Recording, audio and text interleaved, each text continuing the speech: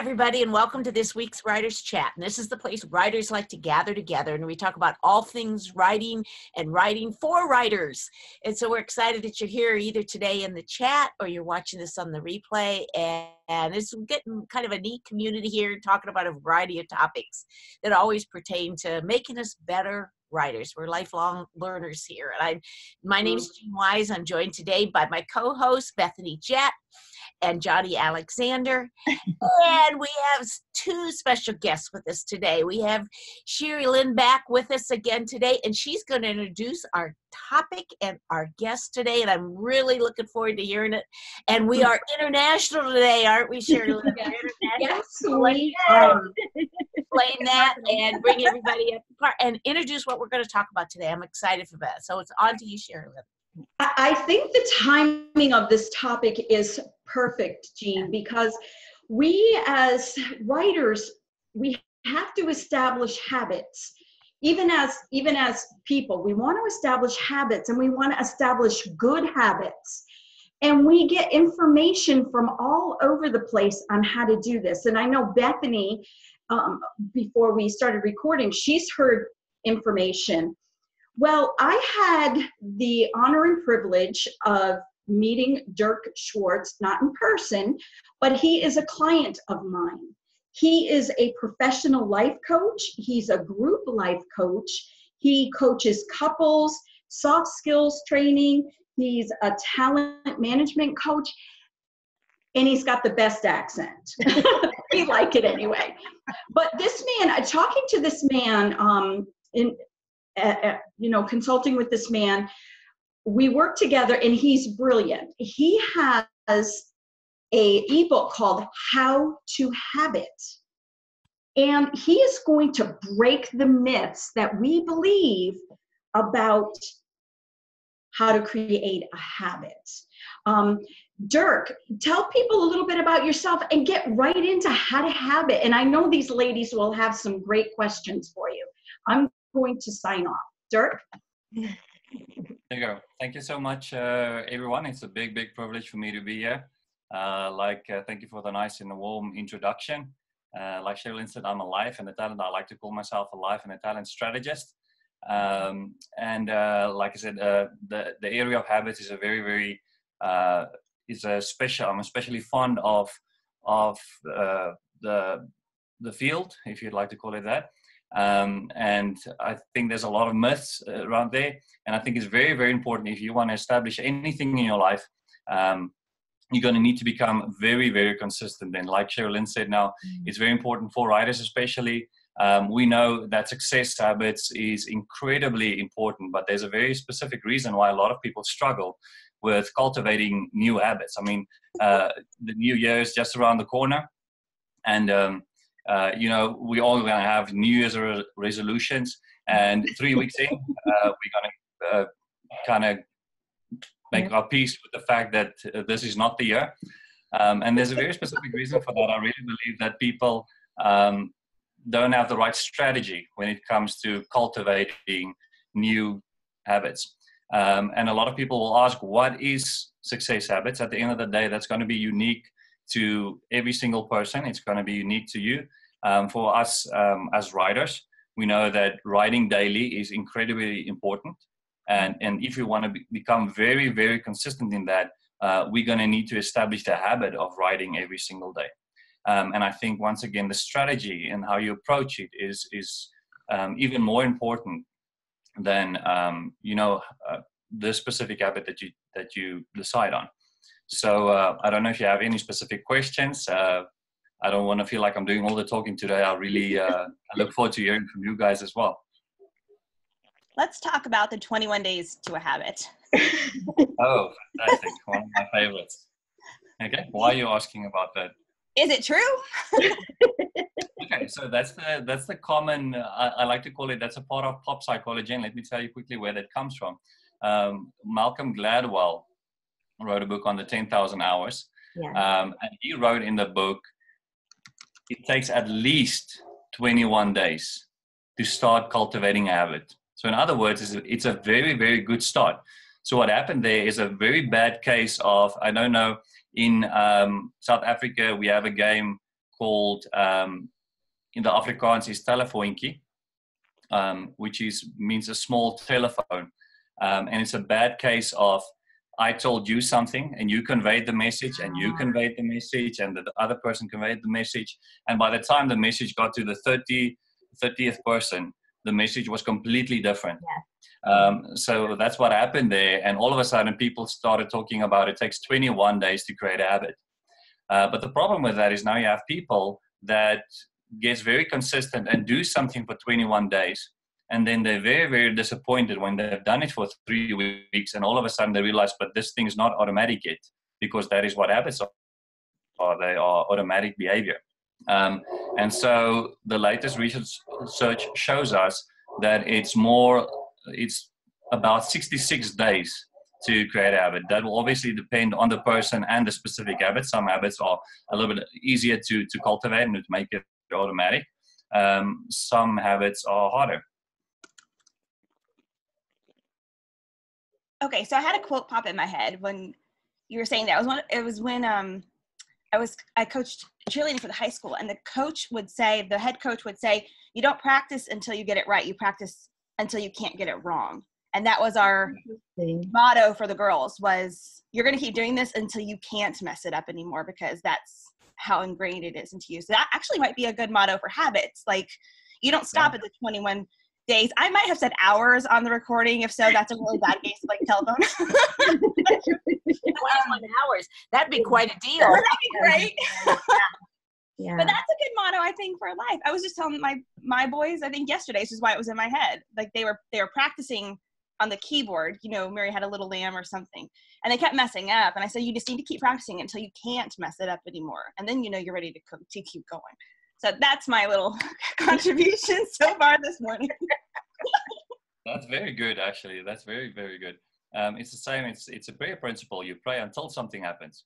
And so I like to think about it. If you are very intentional and strategic about a specific habit, you're going to do it until you don't have to think about it anymore.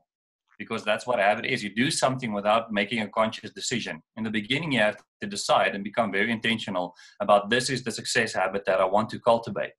But if I keep on doing that, and repetition is the absolute most important thing when it comes to cultivating a habit, for behavior to become automatic, there needs to be a lot of repetition. So a better ballpark figure is to say, if you want to put a time to it, like for at least for the next 2 months, I'm going to keep on this specific action until it becomes, but I think yours is even better to say, I'm going to repeat this thing until I realize that I'm doing this without even thinking about it, without consciously making a decision every single morning. Okay, am I going to go to the gym? Am I going to do this, do the writing slot? It needs to become so automatic that I don't think about it anymore.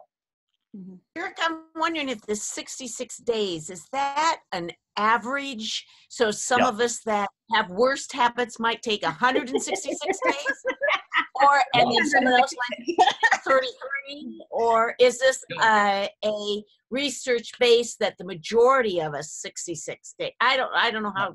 Can you give us a little bit more? That's exactly right. So it's 66 days is the average. It's anywhere between 18 and 256 days. Oh, wow. Wow. Say that again now. Repeat that. It's what? It's the average? And 256. Oh, I think I'm on it. And then I'd be the outliner at 300. Yeah. Yeah. So how do you stay motivated? Like, here's the thing. People talk about like reward yourself, and I'm thinking, I'm not really very good at that. Hold off on, I'm like, if I just want, I'll just go get it. So I don't wait for the milestone marker. So there's never any like motivation to actually do the thing. So that's the problem. I have a real problem with this. I cannot find whatever it is I need to get actually to stick with it. Do you have tips? The motivation is a big factor. And the way that you get around that, I have a really nice graph in that How to Habit. The How to Doc kind of consists of 3 things that you need to keep in mind if you're going to be able to take behavior and to make it automatic. And one of the very first step says to start really, really, really small. And that's what most people do wrong. or that's where they go wrong. If I've never seen the inside of a gym and I decide, okay, so I'm going to go to the gym 5 times this week and I'm going to do that for an hour and a half. If someone else tells me, if a coaching client tells me that's what I want to do, I say, good luck. You're going to do that for 2 days. You're going to be so sore. You're never going to want to see the gym, the inside of a gym ever again. So that's exactly the wrong place because it's too big. And for you, if you have a lot of motivation, that's what the graph shows nicely. If you have an incredible motivation to do something, you can push yourself to do something for 66 days. That's big and hairy. But if your motivation is very, very low, and you see there's a breaking point in that little curve that says if you want to do something and your motivation is extremely low to do that thing, you need to make that as small as possible. Because the most important thing in order to make that automatic is the repetition. So the amount is not important up front. The repetition is crucial. So in order to do something like that and to have the motivation, you need to make it very, very, very, very small. If you take, for example, a writing habit, a habit of writing every day.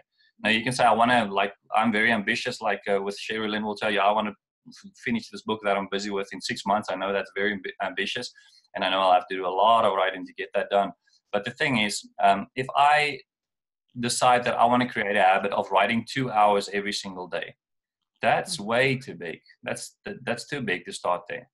If I can get very, very consistent and do, I know it sounds ridiculous, but if I can write 15 minutes every single day and have a focused 15 minutes every single day, I'm going to get somewhere.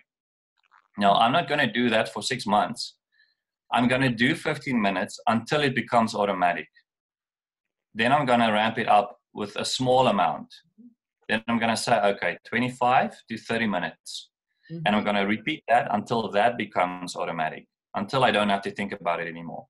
And every single time that I get comfortable and I get to a place where that behavior is automatic, then and then only am I going to increase the quantity or the intensity of that thing. So the crucial first key is to really keep it small, to really start small.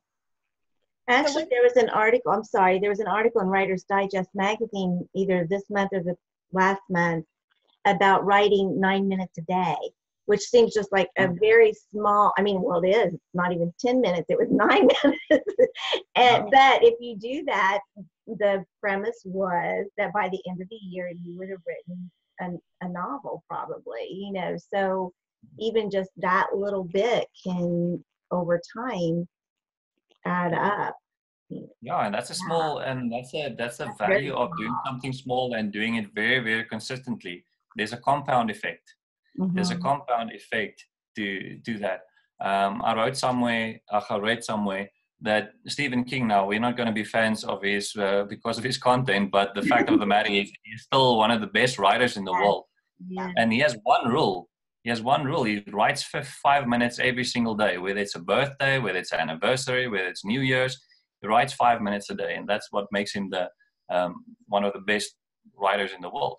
That consistency. That's consistency. When you define consistency, this is one question Rachel was asking. Does it have to be consistent even as time of day?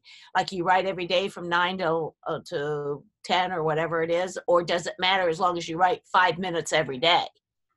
I think that will be important. That's very personal. Once again, that's one thing that I've established. The more you work with clients, you realize that all of this is very, very personal to the person. And what I mean by that is the second step in the document that I wrote says that one of the easiest ways to establish a new habit is to attach it to an already existing habit.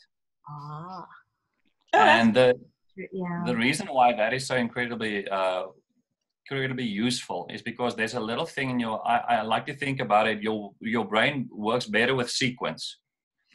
You know that if you're in the habit of flossing every day, you probably couple that with brushing your teeth. Exactly. So in your mind, the two goes together, and you'll always do the one before the other one. So, and the other important reason why that is important, that 45% of what we do every single day is automatic. It's just behavior. It's just habits. So if you can tap into that 45 and make the rest as automatic as that 45 already is, you're going to see a big difference in the way that you do things. So if you, for example, realize that you have coffee every single morning at the same time, and that's something that you could do consistently without fail every single day, it'll be a good idea. There we go. It'll be a very good idea to put that new habit immediately after that thing, because for your brain to go over into its automatic part, a trigger is needed, a cue. Mm-hmm. Guys from Africa. Automatically needs to go somewhere I think he's from Kenya. I'm not sure. Okay. Well, Sorry. picking up somebody there. I got it. Okay. Thank you. Okay. You know, it kind of reminds me of the writer's rituals that they say we should have certain 2 or 3 things. Like I always have coffee with me when I'm sitting here writing, you know, and stuff. So there's certain things that create the environment for me to go into writing, which is, I think, is what you're saying, kind of with the sequencing. Yeah, exactly. Yeah, so that's, like I said, it's just a very, very easy way to establish a new habit, because you're already very consistent in doing that one specific thing. Mm-hmm. Touching one new other thing, your brain is immediately, that's where what I've seen, that it doesn't even take 66 days then to do something, because if you do that for a week, your brain already attaches that to the next thing. So I think that, to just come back to your question, the sequence is even more important. But I want to mention the third point as well. So in the first place, start really small. In the second place, attach it to an already existing habit. And in the third place, it says a lot of people don't realize that we have only so much willpower every day. I have heard that. So I like that. Yeah, but I have heard that and attention. So this is what you're discovering in your research too, then. Yeah. I want to hear more about that. Yeah. Willpower is it's like a battery. It runs out during the day. So just interesting. They say that the most, infidelity, or what do you call it? People that's unfaithful to their spouses, all of that activity, the statistics will tell us it's between 5 and 8 p.m. because that's when your willpower is completely wasted and it's harder for you to resist temptation. Yeah. So once again, that's a very important thing, because the third point I would say is, once again, it is important to make it, if you really struggle with something, I see that all the time with clients when they want to do the exercise thing after work. I said, okay, you can give it a go. But my suspicion is that you're going to be so drained after a day, you're not going to have any willpower left. And for us to do any new behavior, in order for it to become automatic, in order for it to become a habit, the beginning part it will ask a lot of willpower from you. So doing it earlier in your day, because your willpower battery is charged while you sleep. So if you're much more likely to create a new habit if you do it early in your day while your willpower is still strong. Wow, that could explain why I like to snack at the end of the day. Yeah. Yeah, exactly. Exactly. Yeah, it's a very, very important thing to understand about your own behavior. If you're aware of that, you become very wary of how you spend your evenings and all of that as well. And especially for guys like that's working full time and maybe studying extra or doing writing outside of working hours and all of that. The worst thing that you can do is to go directly home and to try and start studying and writing then. You need a little bit of time, whether it's an hour of TV or an hour with the children or the family. I don't know how tiring that is for most people. But you need something that's going to recharge some of the willpower so that you can have a good, productive hour and a half, maybe later in the evening. This is so interesting, because let's use the gym back as an example, because this is a conversation I have with my husband all the time. And one thing I find myself saying to him is, I like anything that I really want to do, I get it done. I have no problem like overachieving in so many areas. But when it comes to this thing, I'm like failing at it. And I'm like, I don't understand where the disconnect is between, being someone who just constantly tries to get things done all the time, and then, but yet not wanting to ever go to the gym. But it sounds like there's a motivation issue, and I'm not doing it probably early enough in the day, so the willpower is gone. and I'm not attaching it to any other habit. So all three things.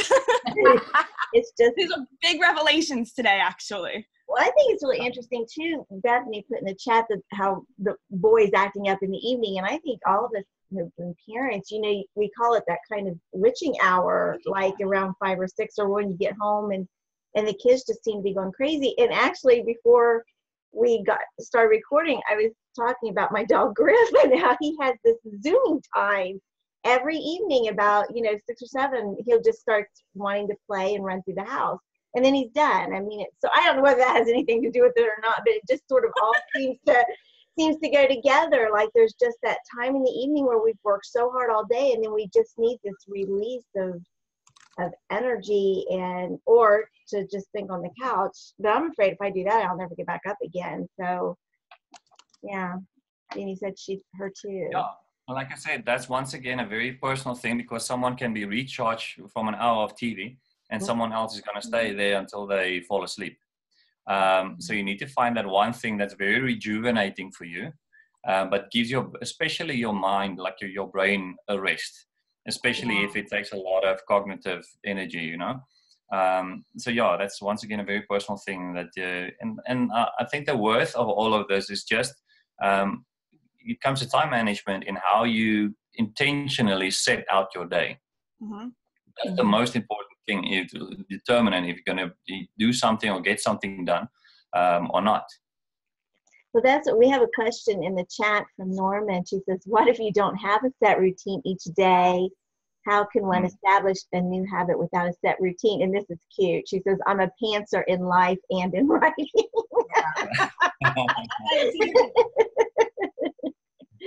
Knows herself. Yeah. And like I said, you really help yourself when you have a routine. And I just want to say this before I even go on, is I never used to be a person that had a lot of rituals like that. I hated structure. I really didn't like school or attending any camp where someone told me at 9 we should do this, at 10 we should do this, then we have recess, then we have this. I hated structure like that because I'm a creative. I'm a very strong right brain. So I didn't realize the worth of creating rituals like this. And like I said, at the end of the day, once you get going with this, it doesn't feel rigid. It doesn't feel that structured. I always compare time management to, budgeting. If you budget properly, you don't have a guilty conscience when you buy something that you plan for. In the same way, the way that you do your time management, let's say, for example, you all of a sudden you realize that an hour of TV in the evening will do you well. Now, most people that's very driven will immediately tell you that's a lot of time wastage. But if I can budget for that and say, okay, but I'm going to put in an hour and then I'm going to do something productive, I can spend that hour relaxing and not thinking to myself all the time, oh, I should actually be doing something productive. Why am I sitting here? Why don't I have any self-discipline? Wah, wah, wah, wah. So we're very, very hard on ourselves. Yeah, that's great. There was a question. Bethany, you made a comment in the chat, but I think that's something you should talk about. You said something about you needed to find a more fun habit to attach. And I think so often some of these habits we think doom and gloom, oh, I have to go to the gym.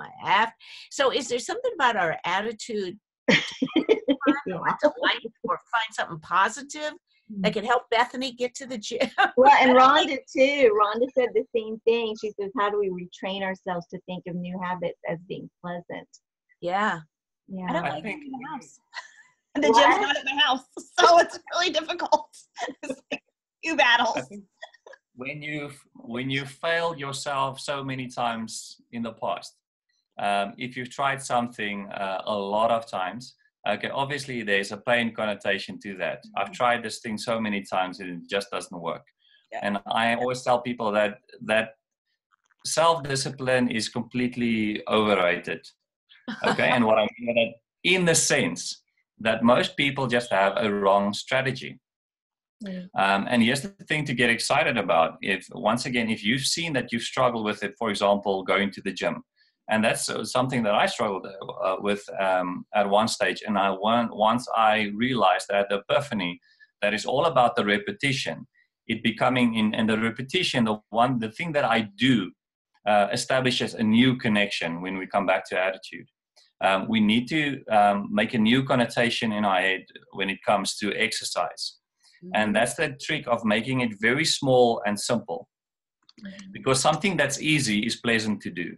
Something that's very, very hard is sucky to do, to good English. Okay, so once again, if we get very strategic about that and make it very, very small, and I mean very small, like I said, the thought of getting into gym attire, driving for half an hour or whatever, to a gym, working out for an hour and a half, spending another half an hour coming back, showering, all of that. For some of us, that's a massive, massive thing. That's the worst place that you can start. So once again, I've done this with clients and I've seen the fruits of it. I had them establish a very specific morning routine. Okay. And then for exercise, with some of those people, I literally had them put on gym clothes, walk out the front door to about the gate or the fence or whatever they have, and walk back. And I had them do that for 2 weeks before we started doing anything else, like walking to the second lamp pole or doing, eventually walking around the block. Then once that became automatic, I had them start running. So we started really, really small, and they could actually become very, very consistent with it because it was very simple to do. Now, a lot of people don't have the delayed gratification to do something like that. They want results now. But once again, if you're looking to establish a lifestyle habit, okay, you better, it's very wise to kind of commit to the long haul. If I'm planning to make this a lifestyle habit, because anyone can push themselves for a month, for 2 months, for 3 months. But if you want to gym consistently for the next 20 years of your life, okay, the best possible approach is to start that really, really small and just gradually increase that in small increments. And that will eventually become an automatic and an easy thing to do. There's a reason why some people find it so incredibly easy to go to the gym for an hour and a half every single day. They didn't start that. They probably started that with exercising at school and stuff like that. But if you didn't establish that very easy early in your life, okay, this is the next best approach, is to start really, really small and to, lift it up gradually. It's all I like good. Mm-hmm. How do we get your book?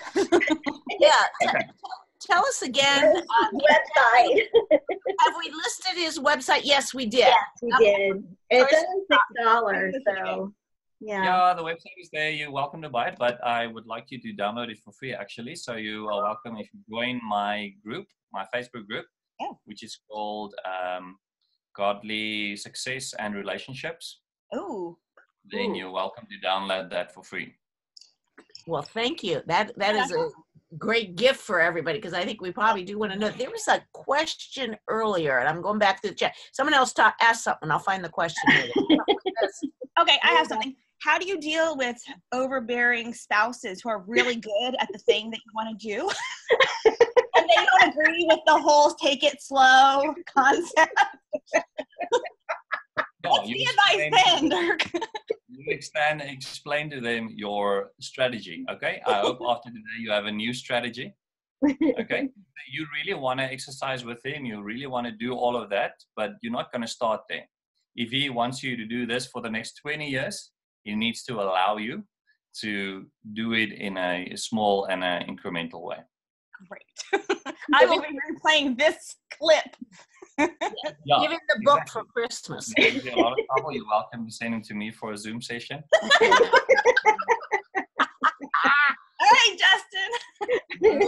Got him lined up. Rhonda said way back that she says her trainer talks about muscle memory, which helps with workouts. Could this whole thing about habits also develop some sort of mind emotional memory, which helps with habits? I thought that was an interesting link on that. Do you have any insight into that, Dirk? Oh, for sure. It's like anything, any behavior comes from your brain at the end of the day. I know that sounds really obvious, but once again, it's about the neural pathways. It's about the connections that you make. And once again, and as important as mind renewal is and learning new things, we all know that results come from what we physically do. If what we learn doesn't go over into action, we will not experience the emotional reward. And that's the thing when you learn, if you know how your brain works, that anything that is emotionally loaded, your brain accepts that much quicker. So once again, doing something and getting a small result from that. There's a sense of accomplishment. Like I said, it's you feel like a failure if you have the goal of doing an hour and a half gym or riding for an hour and a half, because that's what you decided, I want to do that. Then you're going to let yourself down. And if you start really, really small, and that is your plan, you'll have a sense of accomplishment every single time you do something small. And that's where the new positive emotion gets attached to doing this thing every single day. Because once again, if you want to become consistent, we need to have a positive connotation, a positive emotional connotation to this new thing that we're doing. If we're going to keep on doing it until it becomes automatic and habit. You know, I think something that goes along with this is to be honest with ourselves on our own excuses why we don't do that. There's got to be some sort of honest reflection on why we keep doing some of this negative behavior for ourselves. You know, yes, I agree establishing the habits, but we're our own worst enemies some of the time. Absolutely. Absolutely. Rachel made a good point too. A lot of people. Oh, go ahead. No, go ahead. A lot of people, they just not intentional about what they do and why they need to do that. And that's obviously the whole Simon Sinek thing is start with why. Yeah. Why do you need to exercise? Why is it important to you? If you can't find a good reason now, let's say, for example, my husband wants me to. Never a good reason. That's not going to be a strong enough motivation for you, because that's a big difference between intrinsic motivation and extrinsic motivation. That's the same way in companies. If people only do certain things because they're going to get paid for this, or someone expects it from them from the outside, all of that is extrinsic. We need intrinsic motivators. We need to feel there's three things, and to mention those just quickly. The reason our biggest motivation will come from inside, and our biggest motivation for doing certain things is for purpose. We need to understand why we're doing this. Mastery, I am very, very good at what I do. And what's the other one again? Sorry, I'm forgetting for a quick moment. Is autonomy. We need to have the freedom to do it our way. And that's a big thing when it comes to habits as well, is once you tap into someone's authentic self, okay, just because your husband, for example, likes to do this specific exercise, that doesn't mean that's going to work for you. You need to find something that's really going to work for you, and you need to be able to do it in your own way, at your own pace, and all of that. So those three things are very, very important as intrinsic motivators, because that's what's going to keep you motivated to do something and to do it long enough in order for it to become habit. I like what you said about mastery too, because I think sometimes some of us, because we can't do something well, we won't even try it. You know, it's just like, well, I can't do it. I'm not going to do it because we can't do it well right off the bat. And we have to give ourselves time to, you know, to practice and to get to where we can do something and not just write it off as, you know. And that's once again the importance of starting really small, making that thing so small and easy so that you'll be able to do that one little thing well. Because that's how you build confidence eventually. Is I can do this for 10 minutes. Now I can do it for 15 minutes. I'm getting good at this. I can do this for 20 minutes. That's how you physically build confidence. And once again, the importance of sticking to that, because that's something that I teach as well when it comes to, you know, building self-confidence at the end of the day. It's having appointments with yourself, even if it's, I am going to write for 5 minutes every morning after my coffee. If I have that appointment with myself and I keep it, I build self-confidence. It's like me showing up for an appointment every day. Mhm. But if I don't do that thing, and that's a problem with having an hour gym or an hour's riding scheduled and not doing it. It's like you make an appointment with someone else, and every time you make an appointment with them, they don't show up. Then you lose confidence in that person. If they tell you, okay, let's do lunch tomorrow at 1, I'm going to be, okay, I'll see if you're going to show up. I'm not sure. And the exact same thing happens to us. If I'm say I want to go to the gym tomorrow for an hour and I don't do it, I start losing confidence in myself. Then I can say the next day I'm going to do that, and I'm going to be like, oh, okay, I'm not sure if I'm going to do it, but I think I'm going to try and do it.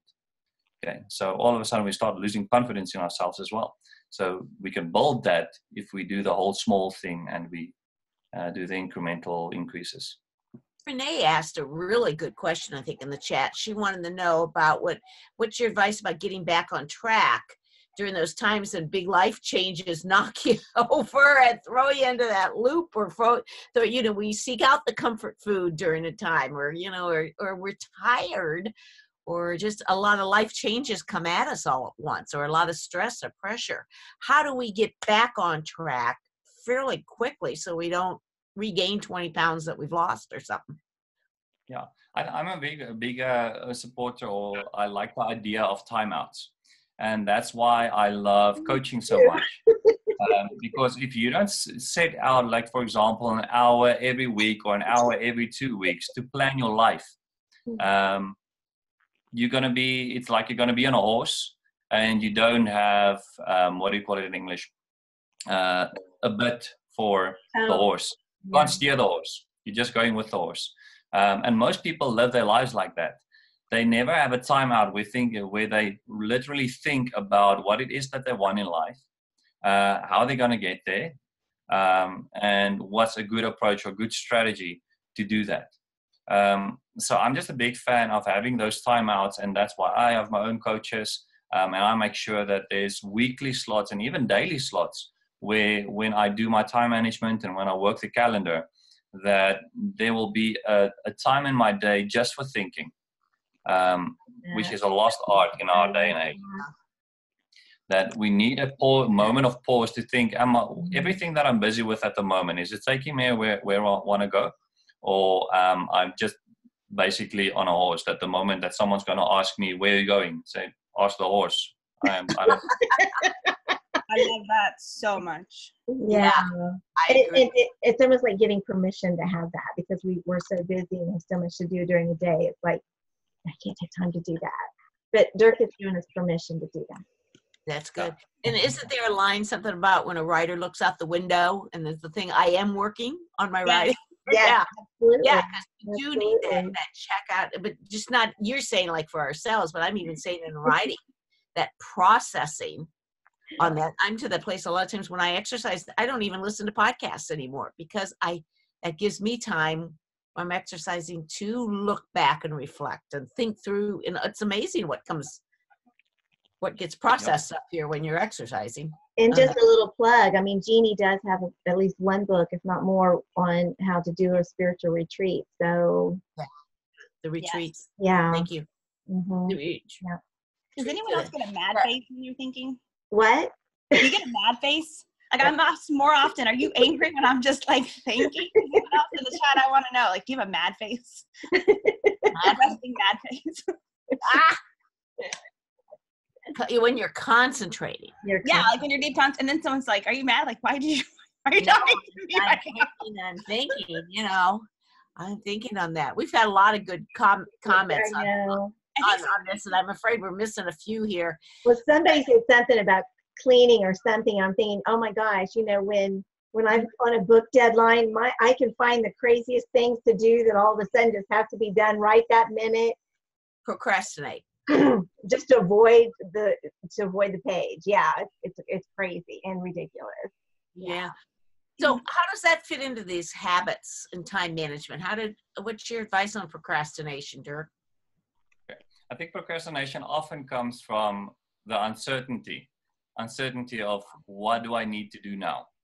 And that's where time management wise, the most important thing for me is, like I said, working the calendar. And a lot of people don't even use a calendar. But that's the thing for me. If you have something visual, and you can see your entire calendar like this, and you have set out that 10 minutes for writing, then nothing else should feature there, because that's the one thing that we struggle with, and that's the one reason why people struggle with focus. They try to focus. Multitasking is a huge myth. They try to focus on different things, and especially like Johnny has said, we shouldn't allow other stuff to come into that slot. And that's what I like about the calendar. If I can see that slot is exclusively for writing and nothing else, I need not concern myself with anything else now, because that's exactly what I need now. And a lot of people don't, for example, work their calendar, and they use priority list and everything. And statistically, once again, 40%, they estimate that 40% of everything that's on a priority list doesn't get done at all. Wow. And that's the reason. And the reason for that is there's three things needed when it comes to actually achieving anything. It's planning. Yes, planning is very important. That's what people do with a priority list. But the second part, scheduling. Okay, if you tell me that you want to go to the gym or you want to do that writing slot, I'm going to ask you, okay, when? So when tomorrow starts, do you know exactly where you're going to do that? And that's where scheduling comes in, and then execution. So the execution comes from planning and scheduling. So that's once again why the calendar is so incredibly important to put. And like I said, it's like me budgeting my time and saying this and this and this and this and this I want to do. And a big part of that is also getting yourself disciplined in what to say no to, because that's often more important than what you say yes to. That's big. That's important. I think, and then a lot of times I have too many priorities. Yeah. I'll have 26 things I need to get done today. And though I did wake up this morning saying that I have 3 things that I must attend to today. So I limited with 3, and this is one. Writer's Chat was one. And the other 2 are not done. I did work on one. But I did get one done. So I have 2 done. I have 2 done. The other one will take the rest of the day. So, but it'll be 10 things on that or 20 things on that. So we've sabotaged ourselves before the day begins. Yeah. On that. So I think narrowing that down. Yeah, and that's a big thing. I don't know if you guys know about the time management matrix. It's one of Stephen Covey's. He wrote about that in the 7 Habits of Highly Effective People, where that's the way that you prioritize. If you have a list of 20 things, you have this x-axis where that's going to say, is this thing important or is it urgent? Yeah. And obviously there's going to be 4 quadrants. And the most effective people spend most of that, 80% of their time, they spend on stuff that's important, but it's not urgent. Mm-hmm. And that allows you to think outside of the box. But in order to get to that quadrant, you obviously need to get rid of the stuff that's important and urgent. But the more time you spend on stuff that's very, very important, but not urgent, the less you're going to find yourself spending time in that first quadrant where you're busy with stuff that's important and urgent. And then you need to, and that's a good design to make sure what you need to say no to. If something is not important, it's not urgent, you have no time wasting time on that. If it's something that seems very, very important, and that's the problem or the challenge in our day and age with all our technical devices. Everything seems important. Your phone makes a little sound, the email pops up. It seems urgent, but not all of that is urgent. The most of those aren't urgent. So that's why that is important, to make sure that you get rid of all the stuff that takes up unnecessary time, or maybe this is just not the season for it. And those little chirps of everything, the text messages going off and the dings of our emails, they're meant to get our attention, and they drag us away from what's important too. It's just the notifications. I have most of them turned off, but still they come in, and it's just, they suck you into it, and then you do lose a lot of time. Yeah. And that's I'm sure some of you guys read The One Thing. Was it Timothy Keller? What that book? But in any case, he said that because of that exact thing, the refocus it takes us about 9 hours to do 6 hours work. There's a third of our day that gets lost because of refocus. I'm busy typing something here, I'm working on a thing here, my phone makes a little noise and I look at it and I go back and, okay, where was I? Someone pops into my office, okay, where was I? That is a third of our day. That's a lot. 33% of your day just going into refocus is a lot of time wasted. So the thing is, and that's the whole premise of the book is, like you said, you have maybe have 3 things that you focus on a day, or 20, like if you have a proper priority list like that. If you can get to a place, and that's a place of ultimate focus, if you can identify that one thing that you need to get done today, that will make a lot of other stuff either unnecessary or, a lot easier. That's the one thing that you need to take care of. And once again, if you can establish it, you can identify that one thing, you put all your focus and all of your energy into that one thing until that's done, before you'll go over into the next thing. So I like that approach of, identifying that one thing that will make the biggest difference right now, and just pouring everything into it until that's done. But often that urgent takes over, don't you think? Or is that just an excuse that we've allowed it to take over? I think it depends on what you allow. We allow certain things that's not that urgent. Like I said, if it's something that seems urgent, but it's not. But that's life. There will always be something that's, like I said, you have your calendar, you have your day planned out, and I always tell the clients, if you can execute 80% of that calendar, you're doing really, really well. Because especially if you're in a business and you don't run your own thing, there's always going to be people popping in. There's always going to be unforeseen circumstances, crises that happens, anything. So that's why I always talk about working the calendar, because the calendar is not set in stone. The calendar is a great design, and then I try to stick to it as far as I can. But if certain things comes in, I need to be able to push some stuff around. But the trick is not to remove it from the calendar, but just to move it to another slot where I know I'll be able to get to it.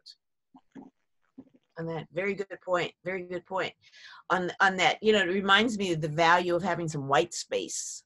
And you said for reflection and that too. But we book one thing on top of another, often, that we feel trapped by those schedules that have been able to work them around properly. That's kind of what you're saying. Very important. Yeah, exactly. And I think if you take this whole willpower thing into consideration as well, I try to have at least a half an hour between sessions, just to recharge my willpower battery.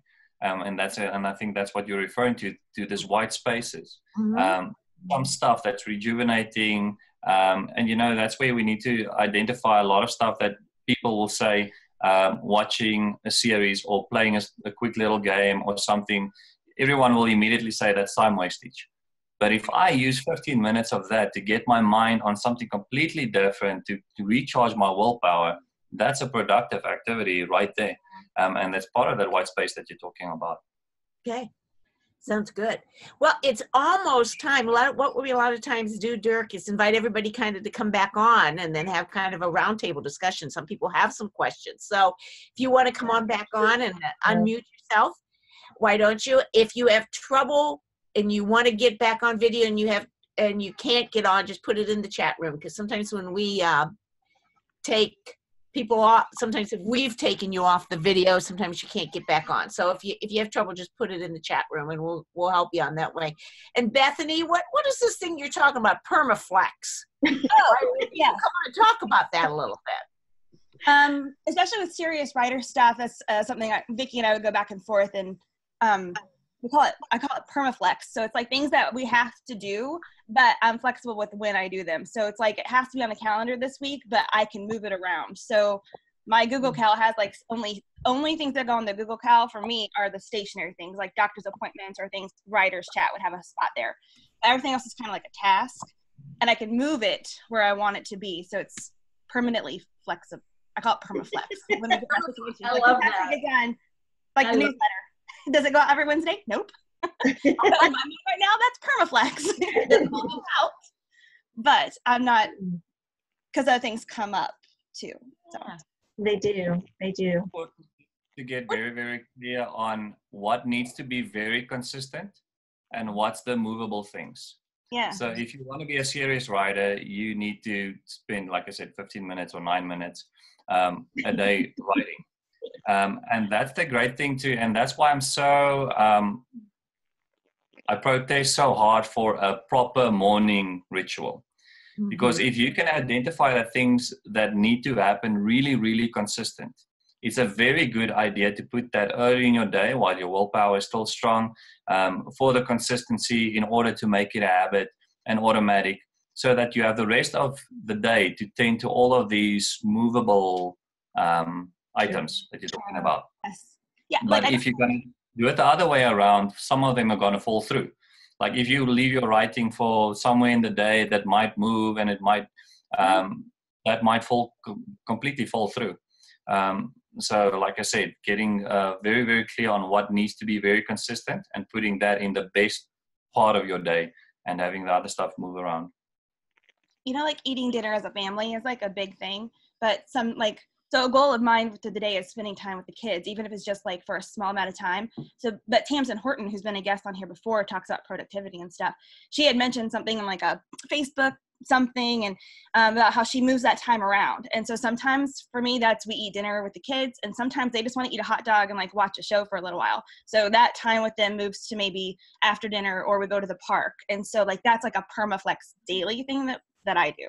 It may not be eating dinner as a family, but then that kind of takes the pressure off too, right? I don't feel like I'm a bad mom if I don't sit down at the table with them, because I can do that with them later. So I think sometimes we are too hard on ourselves with things that we like, some goals that we have, you know, like mom guilt and all that. Yeah. I like the Dr. Phil question. How's that working for you? So if it's working, keep on doing it. Yeah. If it's not working, do something else. Anybody else have a last question or something that they want to comment on?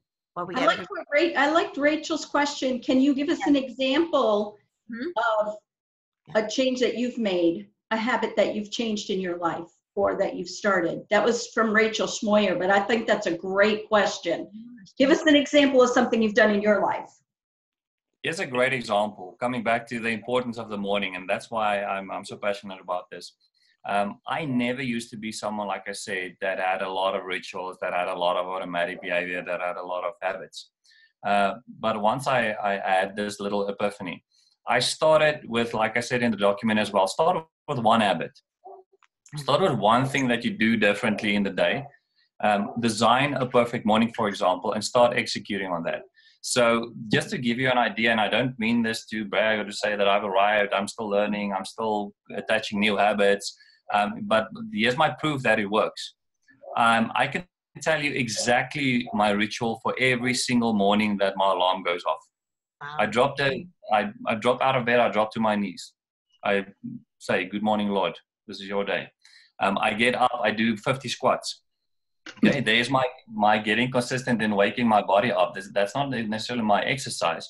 It's just getting myself awake. I do 50 squats. I walk over to water. I have a glass of water with lemon juice. Then I hit the restroom. Then I come back. Then I make myself a proper green smoothie. Then I drink that. Then I'll come back, and then I start with my praise and worship, and then I have my quiet time. So I have a lot of stuff that I've attached to one another. But I didn't start all of that at once. I started with one until that thing became so easy, and I attached a new one, and I attached a new one. And now it doesn't matter, because a lot of people struggle to wake up in the morning. No, but because of that, because I do that so automatically like a robot, I can be incredibly tired by the time I wake up, and have the 5 minutes really, really suck. But because I'm so used to, because I'm in the habit of doing these things so automatically, it's before I know it, I'm awake.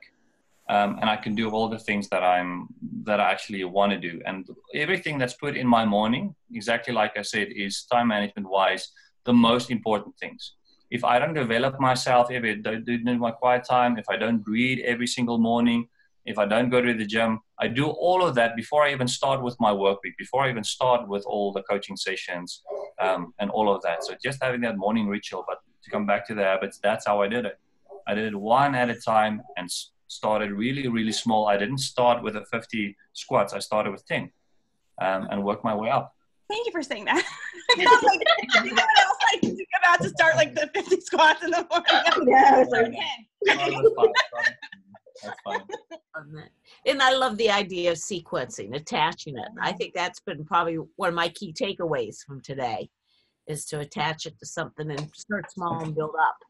And it's something for all of us to remember. When looking in the, like, I put this in the comments, but like with bullet journals, I've read a little bit of the science where because they've got those grids and those dots, and so people will create like habit sheets in their bullet journal, and then like on day one, if they do it, they'll like pencil it in, and then if they do it day two, they draw the line to day two and then make that circle. And it was saying, like, with the brain, instead of just checking it off but connecting that line, that at some point breaking that sequence that you've created, that pain of breaking it is worse than not doing it. So people actually do it so they can continue the line because they don't want to break the sequence that they've created visually on the paper. That's interesting to hear you talk about the attaching and thinking about that kind of strategy. YouVersion does that too with with every time you open the YouVersion app, it's like adds a day. And there was one Sunday, and it was a Sunday, so I did not open the app. I thought I had, but I didn't, and it broke my heart that I had to start all over at day one. Right? It did, because I had a lot of days on there, but it was a Sunday, and sometimes Sunday I don't read the plan, but I usually still open it up. Anyway, and I want to give everybody a time if they have a question, but one question, and it sort of goes along with what you were talking about with New Year's coming up, and like we started out the show, everyone's going to have all these New Year's resolutions, and obviously that is just, if you've got so many, you're just setting yourself up to probably fail. So, and how would you advise us? Like, if we've got spiritual resolutions, we've got physical resolutions, we've got career resolutions, family resolutions, how do we even begin to prioritize? Or do you have some advice? I'm sure it's different for each person, but advice on deciding what do we do first? Where do we go first? Yeah. Like I said, if you have all those in your 8 different areas of life, what's the most important one, first of all? Because like I said, I'm a very big fan of starting with one. But like I said, there's nothing wrong. It depends on you. If you start with one in every life area, one spiritual, one health, one personal development, one career, and you can break that habit up into smaller pieces and get very consistent just with the small part, and you can stick to it. That's fine. Okay. But the moment it's about adaptation, the moment you realize that certain stuff is falling through now, it means you have too much and it's too big in your head. Then you need to scale down. Then you need to either make it less life areas, or you need to make the specific habits, the stuff that you're starting with, smaller. And that's why I'm saying that this approach and this strategy is so valuable, that you can adapt all the time. That the moment that you don't do something, you don't have to be all hard on yourself. Oh, I don't have the self-discipline to do this. I'm such a lazy bum, blah, blah, blah, blah. It's change the approach. Make it smaller. Make it smaller so that you can do that thing consistently. It's better to save $10 from the time you're 20 than to save $1,000 from the time you're 40. The compound effect. Just getting very consistent with the small. It's very great. It's a great example. It is. Thank you. Yeah. Any other last questions as we wrap up here? Anybody want to jump in with anything? I don't think we gave his website to people who'll be listening later. Okay. Good. Do you want to give that, Dirk? Yeah, so you can find it at www.dirkswart. It's DIRKSWART.co.za. Yeah. And name your Facebook group one more time again, please. Okay, so there's Dirk Swart on Facebook. Okay. I also have the Dirk Swart Life and Talents, the business page. Then I also have the group, the community group, that's godly relationships and godly success and relationships. And then the other platforms as well, Twitter, Instagram, LinkedIn. You can look for Dirk Swart. Thank you. Thank you. Any other last minute questions before we quit the recording? And we invite everybody to stay on for the after party. next week. I'm going to look at Johnny or Bethany. I did not look. I think it's Bethany next week. It is. Ah, okay. It is. What are you going to talk about, Bethany? I don't remember. I don't either. I even looked at it. I think it's something to get ready for 2019. I think it was something about looking for 2019. So we'll use your stuff, your wisdom that you gave us today to build on for next week for us to start thinking about. It's something about prepping, I think, for 2019. How to utilize the holiday season to get ready for conference season next year, or when publishers are getting ready to go. I mean, this is the time to take a break, but this is also like perfect time to do a lot of stuff to get ready. So we're going to be diving into that. Okay, that sounds great. And to get out of that, maybe we'll set our 1 or 2 priorities that we could focus on, right, Dirk? This was perfect to set up. Yeah, it is. I learned so much, Dirk. Thank you so much. Me too. Thank you. Very helpful. Thank you guys for having me. Carolyn. It's been an honor and a privilege to be here. So thank you so much for the Appreciate it. And thank you, everybody, for being with us today, either here in person or watching the replay. And we hope to see you next week on next week's Writers Chat, 11 o'clock Eastern in the U.S. Thank you. Bye now. Bye.